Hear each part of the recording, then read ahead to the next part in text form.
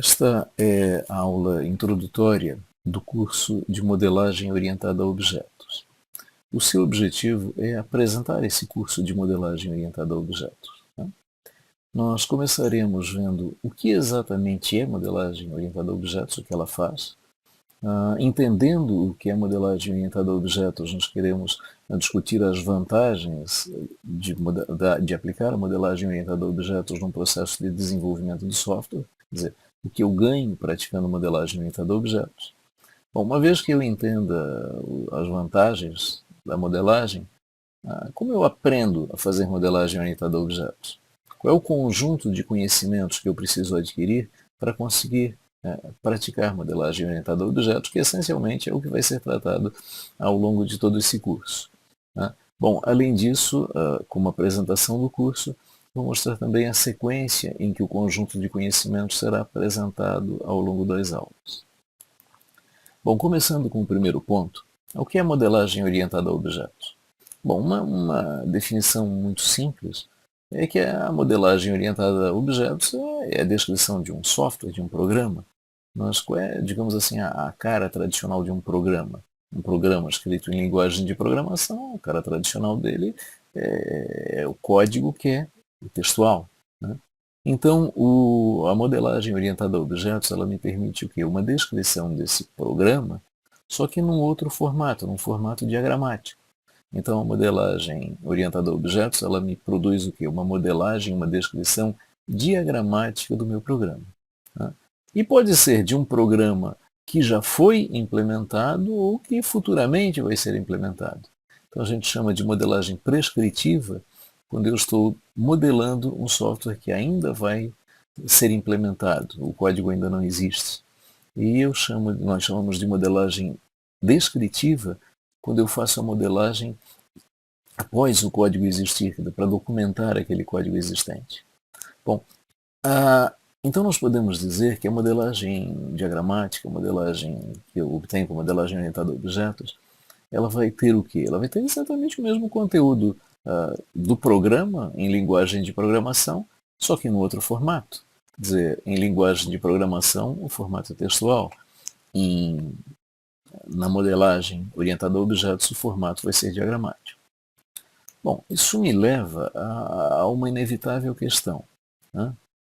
Se a gente pergunta para que modelagem orientada a objetos, e se nós vemos que a modelagem orientada a objetos é a descrição daquilo que está no programa, só que num outro formato, a gente tem que fazer a inevitável pergunta.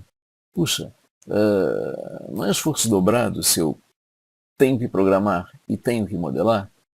Tenho que codificar e tenho que modelar? Não é fazer a mesma coisa duas vezes? Bom, à primeira vista pode parecer que sim. Agora, um dos objetivos desse curso é exatamente convencer do contrário. Convencer que, na verdade, quando eu faço a modelagem orientada a objetos, quer dizer, eu estou economizando esforço para a etapa posterior da implementação. Muito bem. E o mais importante, o que eu ganho, puxa, a ideia de não fazer o mesmo trabalho duas vezes, de, na verdade, produzir, construir a solução, eu acho que essa é a grande importância, a grande relevância e tem que ser compreendida.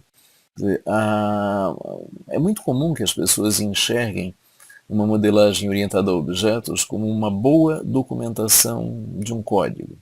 Você faz, na visão dessas pessoas, o grande objetivo de fazer modelagem orientada a objetos seria o quê?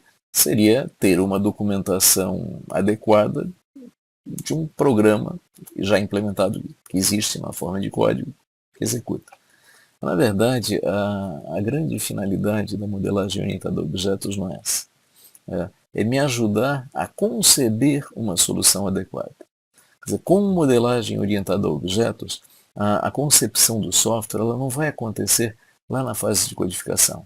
Ela vai acontecer na fase de modelagem, que precede. E com isso, eu tendo a ter o quê?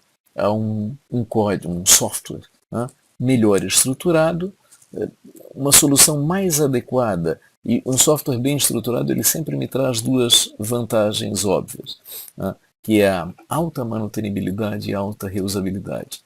Então isso eu vou conseguir o quê? Isso eu vou conseguir com a modelagem orientada a objetos. Bom, nós podemos mencionar o exemplo das engenharias. Todo empreendimento de engenharia, toda construção complexa de engenharia, seja equipamentos eletrônicos, edificações, veículos, sempre, a construção daquilo que vai ser produzido é precedida de um planejamento, de um projeto.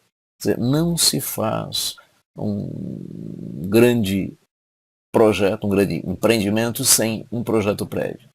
Ninguém constrói um equipamento eletrônico, um veículo, um edifício, sem antes tê-los projetado. Quer dizer, e o que acontece é que a modelagem orientada a objetos ela vai fazer esse papel.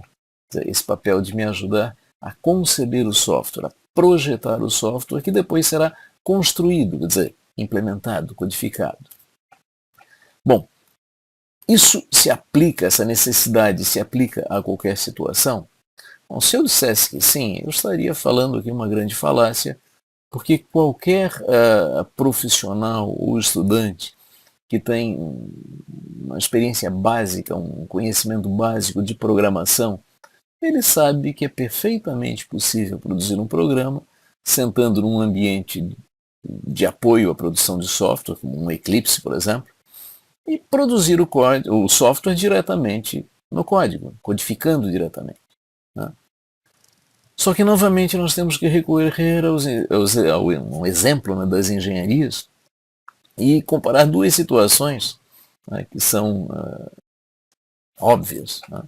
Compare-se a construção de um edifício de 20 andares com a construção de uma casa de cachorro. Evidentemente que a construção de um edifício de 20 andares é uma tarefa, um desafio muitíssimo mais complexo do que construir uma casa de cachorro, não é isso? Bom, então nós podemos pensar assim, puxa, para produzir um edifício de 20 andares, será que alguém se arriscaria a produzi-lo sem um projeto prévio? Possivelmente a coisa não ia funcionar. Não ia funcionar, dois erros inevitavelmente aconteceriam. Né? O edifício cairia, né, pela falta do dimensionamento adequado, ou pelo excesso de zelo, por um hiperdimensionamento não calculado para evitar que ele caia, ele vai custar muito mais caro do que deveria. Né? Então ninguém parte para a construção de um edifício de 20 andares sem um projeto prévio. Bom, a mesma coisa não é verdade se a gente for pensar em casa de cachorro. Né? Com serrote, prego, martelo, qualquer um pode se aventurar a construir uma casa de cachorro sem um projeto prévio e isso funcionar. Bom, se nós formos comparar essas duas situações com o desenvolvimento de software, a ideia é o quê? É complexidade. Programas de baixa complexidade podem perfeitamente ser produzidos diretamente no código, diretamente pela produção do código. Agora, programas de alta complexidade, tentar produzir diretamente o código, na prática é uma grande temeridade, um grande risco, e há uma grande probabilidade, diz a história do desenvolvimento, de que haja o fracasso. Por quê? Pela falta de capacidade de administrar complexidade. Né? Então, qual é a conclusão? A conclusão é que software complexo exige planejamento antes da sua construção, antes da sua implementação. Isso vem de onde? Quer dizer, isso vem da cultura do desenvolvimento de empreendimentos complexos, né? Vem da cultura das engenharias. Então, o que seria esse planejamento que gera esse projeto do software? Seria exatamente o nosso esforço de modelagem orientada a objetos, que é o objeto desse curso. E a construção posterior ao planejamento seria o quê? A codificação, a implementação. Tá? Muito bem, então nós vemos o quê? Que o software complexo exige essas etapas. E o software de baixa complexidade não exige, é viável codificar direto. Agora, o ponto é, o profissional de desenvolvimento de software que quer estar apto a qualquer desafio de desenvolvimento, ele tem que se capacitar para alta complexidade. Senão, se ele se habitua apenas a codificar, na equivalência com a construção do prédio e com a construção da casa de cachorro, ele vai se qualificar o quê? Apenas para ser um construtor de casa de cachorro, que aliás é muito pouco no contexto do desenvolvimento de software. Né? Então não queremos desenvolver apenas programas casa de cachorro.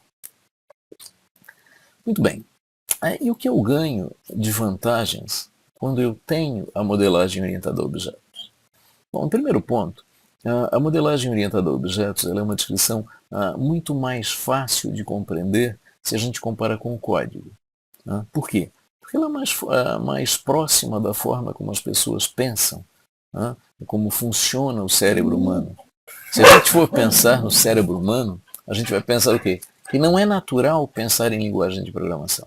Se a linguagem de programação é agressiva, se você pega um software, 50 classes e tenta olhar as classes desse software, os métodos das classes, navegar pelo código, isso não é alguma coisa facilmente compreensível. Exige um esforço bastante grande para que ele seja compreendido. E com a modelagem orientada a objetos, eu consigo olhar para esse software de alta complexidade por diferentes pontos de vista, o que é alguma coisa bastante interessante. Quer dizer, a modelagem orientada a objetos, ela cobre a descrição da estrutura de software, e quando a gente sempre fala de estrutura, a gente está pensando no quê? Nos elementos que compõem e como eles estão interligados. Então a modelagem orientada a objetos, ela me dá uma visão da estrutura do software, ela me dá uma visão do programa em execução, que se chama de modelagem dinâmica, vamos ver isso mais à frente no curso. Então, isso é uma coisa interessante. Olhando para uma modelagem orientada a objetos, eu consigo enxergar o programa em execução, mesmo que não exista, obviamente, um programa a ser colocado em execução. Então, isso é algo muito, muito interessante que eu não tenho possibilidade de ter no código, apenas no código. Bom, além disso, a modelagem orientada a objetos, ela me permite tanto uma visão com foco na globalidade, com foco no conjunto, quanto com foco em detalhes. Quer dizer, eu consigo, se eu quero olhar o conjunto, se eu quero focar a minha atenção num detalhe. Enquanto que o código não, quer dizer, o código é apenas a descrição de baixo nível de abstração, o código tem o que? Apenas todo o conjunto da informação, e eu vou ter que, digamos assim, me virar para achar a informação que eu quero, o que para um código extenso absolutamente não é uma tarefa simples. Bom, então, na medida em que eu veja a vantagem, puxa, eu acho que é adequado aprender modelagem orientada a objetos, eu acho que é interessante aplicar isso no processo de desenvolvimento de software, a pergunta é, ok, o que eu preciso aprender para modelar orientado a objetos? Quais são os conhecimentos que eu preciso adquirir? Então, eu gosto de dizer o seguinte, nós precisamos tratar 4 questões. Nós precisamos aprender 4 coisas, digamos assim, que estão colocadas aí no slide. Conhecer os conhecimentos referentes à modelagem, conhecimentos básicos, conceitos básicos. Conhecer uma linguagem de modelagem, que no nosso caso, no caso desse curso, será obviamente a linguagem UML, versão 2, mais atual. Terceiro, saber que passos seguir. Uma coisa é conhecer uma linguagem, uma outra coisa é saber usar. Então precisamos dos 2 conhecimentos. E um quarto ponto é a capacidade de avaliar o que foi produzido. Não é porque eu desenvolvi algo seguindo uma sequência de passos que aquilo ali não precisa de avaliação, que aquilo ali necessariamente está bem feito. Então, há a necessidade de avaliar aquilo que foi feito. Então, vamos dar uma olhada em cada um desses pontos. Bom, primeiro ponto, primeiro dos 4 pontos. Conhecer conceitos referentes à modelagem orientada a objetos. Primeiro ponto, ter claro o porquê e para que modelar. Essa aula, inclusive, começa a discutir esse aspecto.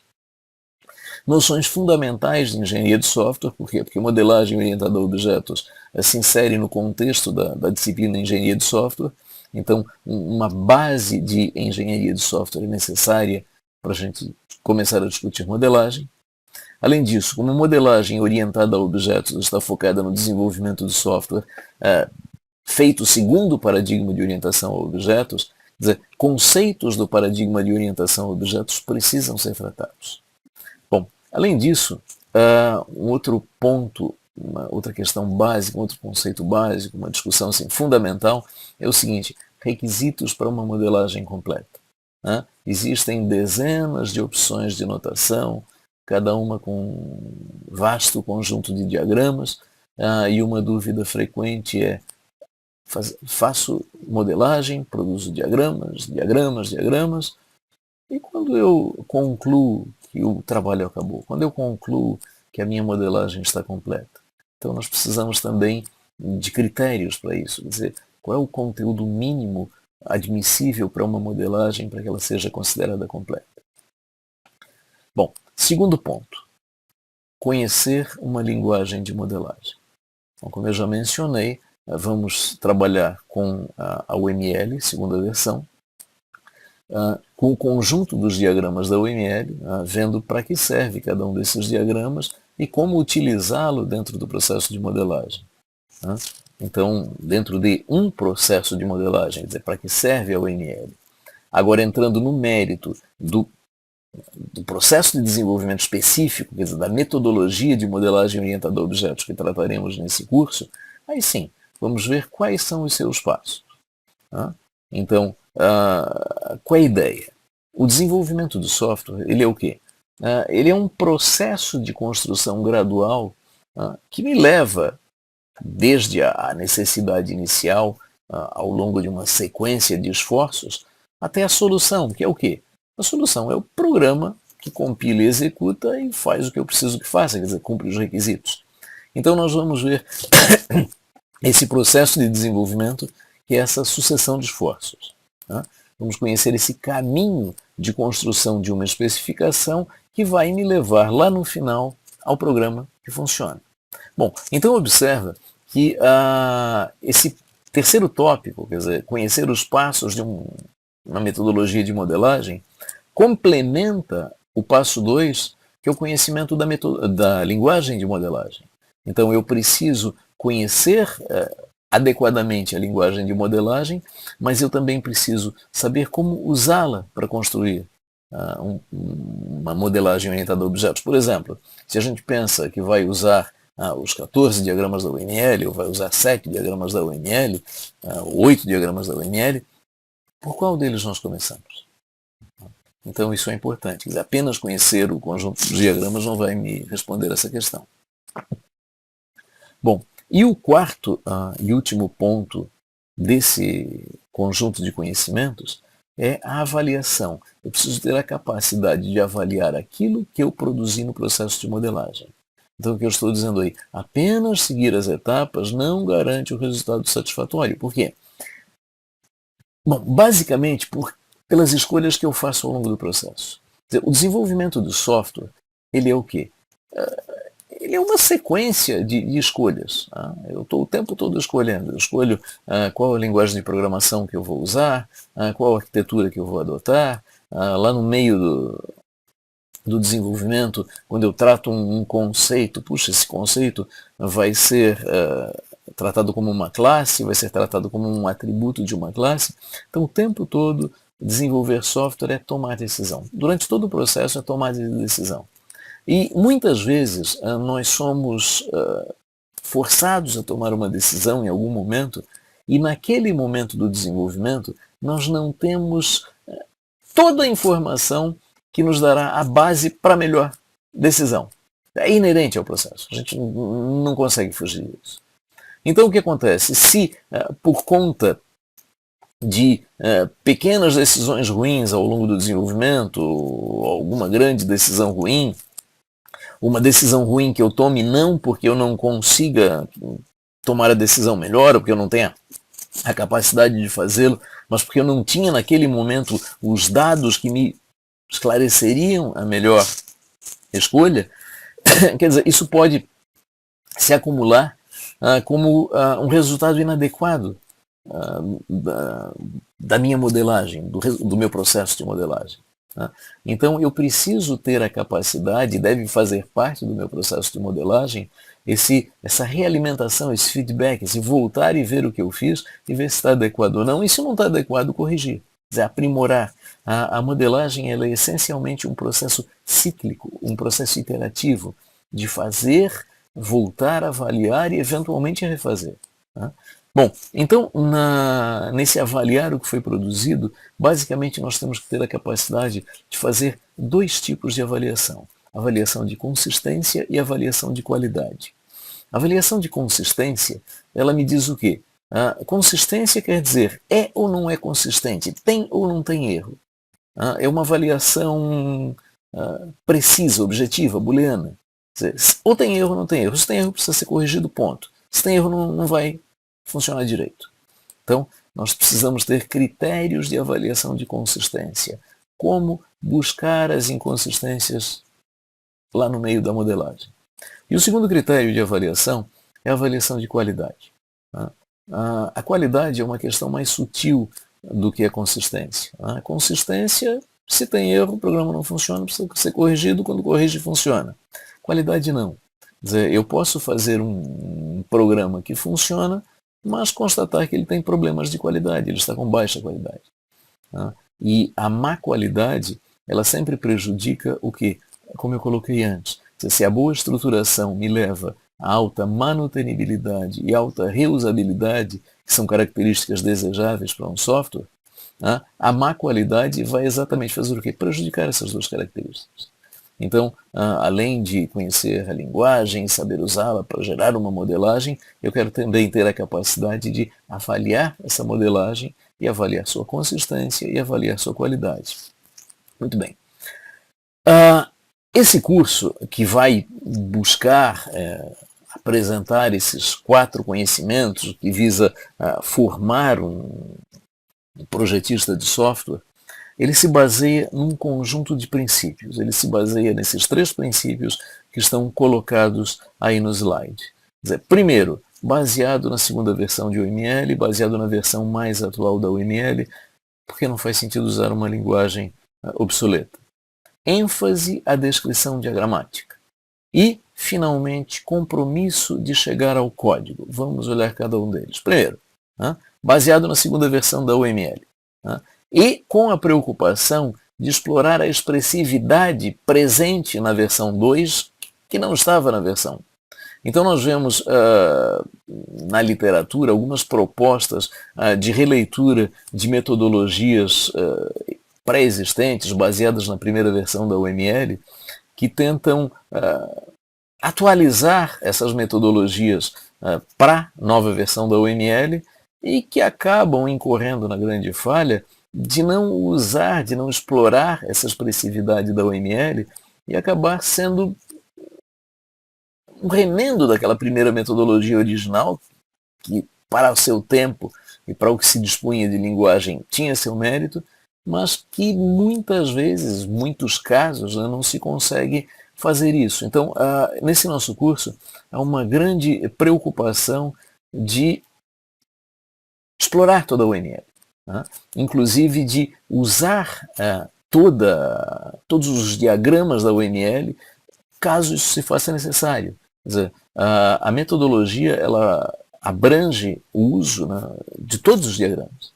Aqui uma ressalva.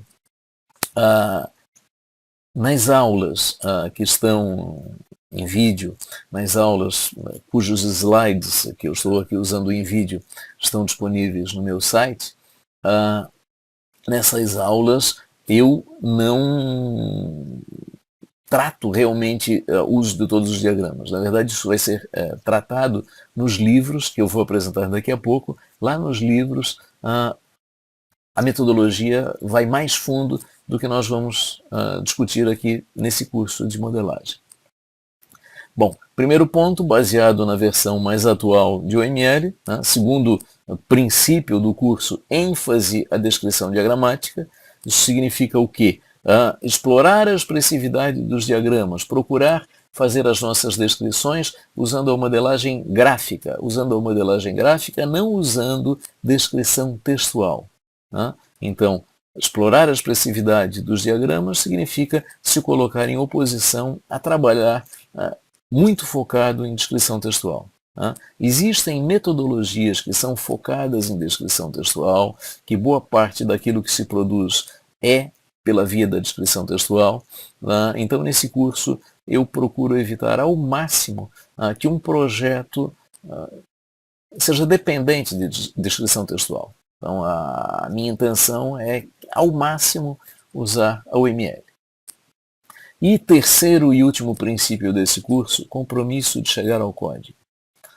Eu acho que simplesmente mostrar os diagramas e ensinar a produzir esses diagramas é muito pouco.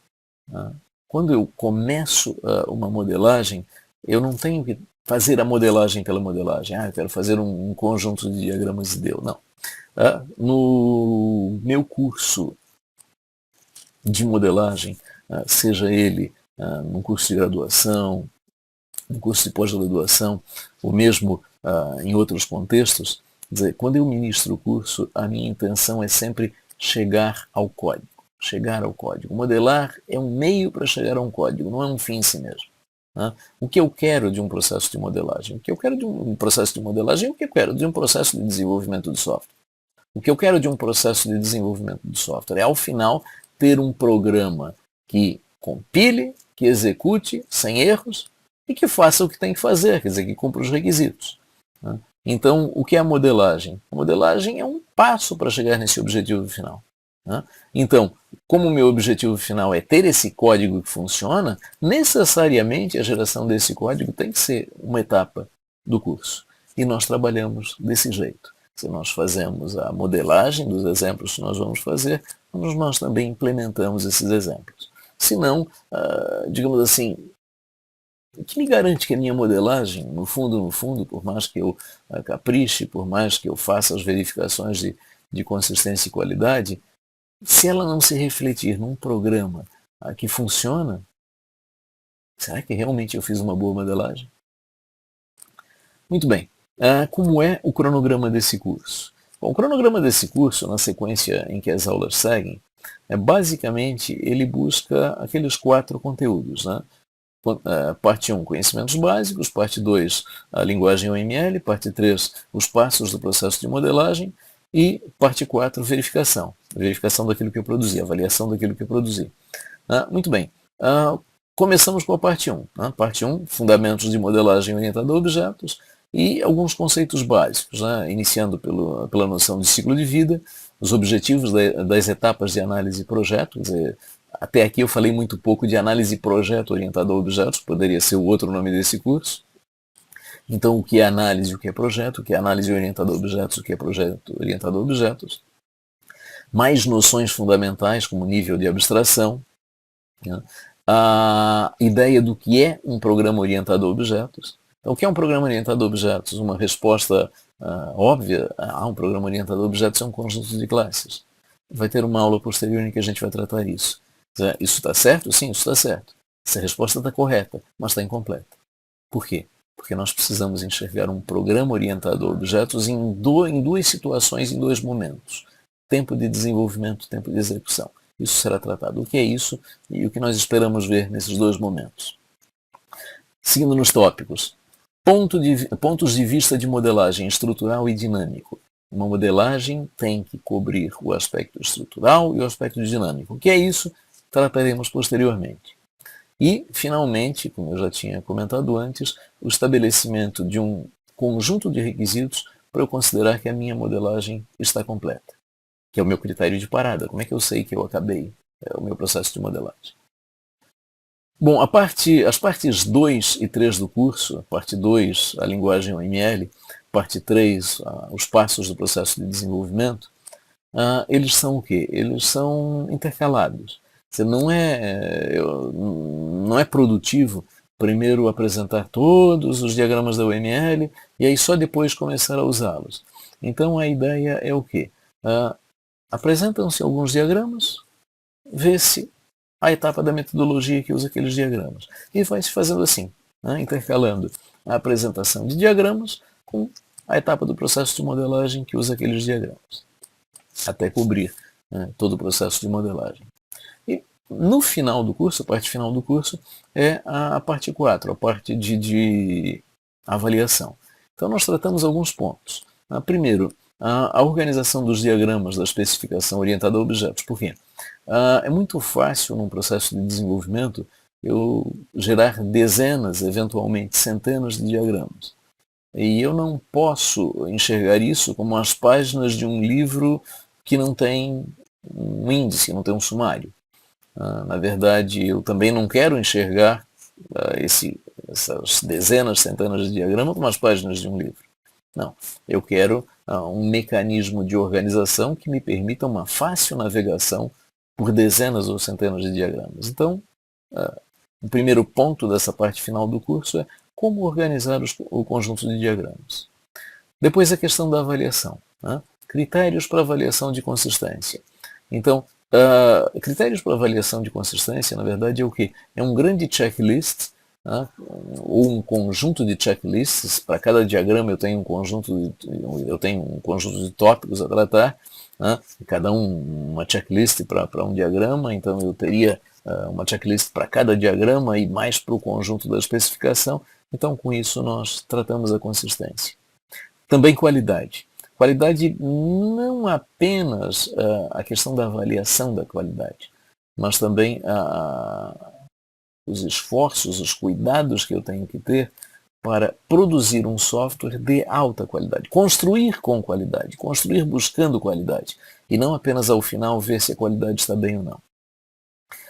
Então, dentro dessa ótica de qualidade, vamos ver um conjunto de sugestões, a cultura do desenvolvimento orientado a objetos focado na questão da boa estruturação, da busca da qualidade. Muito bem, esse curso ele existe na forma de aulas em slides. Essas aulas em slides estão disponíveis no meu site, o endereço eu mostro em seguida. E esse curso também existe na forma de 2 livros. O primeiro livro, esse que está apresentado, o ML2 em modelagem orientada a objetos, ele é focado nas partes 1 e 2 do curso de modelagem orientada a objetos. Quer dizer, as noções fundamentais de modelagem orientada a objetos e a linguagem OML. A maior parte do livro, obviamente, é a apresentação da linguagem OML. Então o curso utiliza esse livro e utiliza este outro livro. Como modelar com o ML2, que complementa o primeiro. Ele tem as partes 3 e 4 do curso. Quer dizer, ele me dá o processo de modelagem, o conjunto das etapas, são 8 etapas do processo de modelagem, o que fazer em cada uma dessas etapas, e ele me dá, ao final, a parte 4, estruturação, avaliação de consistência, a busca da qualidade, a avaliação da qualidade. Então os dois se complementam. Bom, maiores informações sobre esses 2 livros e também onde encontrar o conjunto de slides que eu uso nesse curso, que pode estar disponível, pode ser baixado, está em vários formatos, está no meu site, que o endereço está aparecendo agora nesse momento na tela. Muito bem, então com isso nós concluímos esta aula introdutória do curso de modelagem orientada a objetos. Foi focada o quê? Primeiro, apresentando o que eu quero de um processo de modelagem orientada a objetos, o que eu ganho aplicando modelagem orientada a objetos ao meu processo de desenvolvimento de software.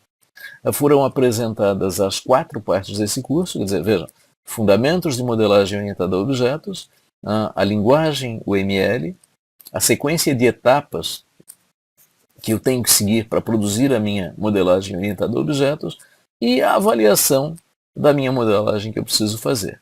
Bom, e como essas 4 partes serão sequenciadas? O sequenciamento também está descrito, opções de sequenciamento estão disponíveis no meu site, que eu apresentei o endereço há pouco. E, finalmente, mostrei os 2 livros texto que são a base desse curso. Bom, então é isso. Esse curso de modelagem, ele começa com essa aula introdutória e ele segue nas demais aulas. Nesse momento, não existem ainda todas as aulas gravadas em vídeo, não tenho claro se todas terão uma versão em vídeo, mas todo o curso de modelagem está nos slides, estão disponíveis, podem ser baixados, é a noção básica necessária para uma modelagem orientada a objetos. E nos livros eu vou mais adiante. Nos livros eu trato, por exemplo, desenvolvimento orientado a componentes, que é algo que não é tratado, não é abordado, não cabe nesse curso inicial de modelagem, que visa uma noção mais elementar, mais básica. Ok? Então é isso. Com isso nós encerramos essa primeira aula.